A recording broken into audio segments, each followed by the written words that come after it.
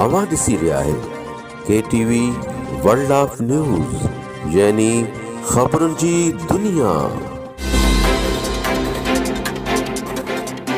हींअर पेश आहे गढ़ी यासीन मां एडी एबड़ो जी रिपोर्ट। गढ़ी यासीन तहरीक लबैक पाकिस्तान जो सूबाई ज़िले जे उहिदेदारनि जो गॾियल इजलास थी गुज़रियो। थियल इजलास में शिकारपुर ज़िले अंदरि ईंदड़ बल्दियाती चूंडनि में भरपूर हिसो वठण जो फ़ैसिलो। तफ़सीली ख़बर मूजिबि गढ़ी यासीन तहरीक लबैक पाकिस्तान जे सूबाई क़यादत ऐं शुमाली ज़ोन जे हज़रत अल्लामा मौलाना सूफ़ी मोहम्मद यहया क़ादरी नाज़िम आला सूबाई सिंध शुमाली ज़ोन जी निगरानी हेठि गॾिजाणी थी गुज़री, जंहिंमें ज़िले शिकारपुर समेत तालके गढ़ी यासीन जे उहिदेदारनि वॾी अंग में शिरकत कई।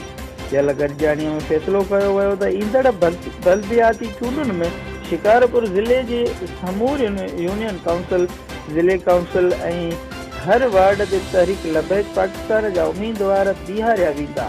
हुन मौक़े ते नाज़िम अली, पीर मोहम्मद अली, पीर मुफ्ती मीर हसन कादरी, अल्लामा मौलाना चाकर खान रिजवी, मौलाना अब्दुल रहमान पंवर, मौलाना मोहम्मद असलम इनकलाबी ऐं ॿियनि ॻाल्हाईंदे चयो त सूबाई क़यादत जी निगरानीअ हेठि थियल गॾिजाणीअ में उसूली फ़ैसिलो कयो वियो आहे त ईंदड़ बल्दियाती चूंडुनि में ज़िले शिकारपुर अंदरि पंहिंजा उम्मीदवार बीहारिया वेंदा, जंहिंजो मक़सदु ज़िले शिकारपुर जे अवाम जा बुनियादी मसइला जंहिंमें तालीम, सिहत, तरक़ियाती कम ऐं अमन अमान जूं सहूलतूं फ़राहम करे सघजनि।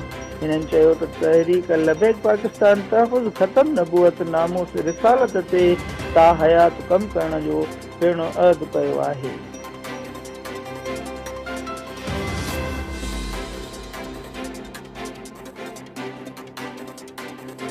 ख़बरुनि जी दुनिया।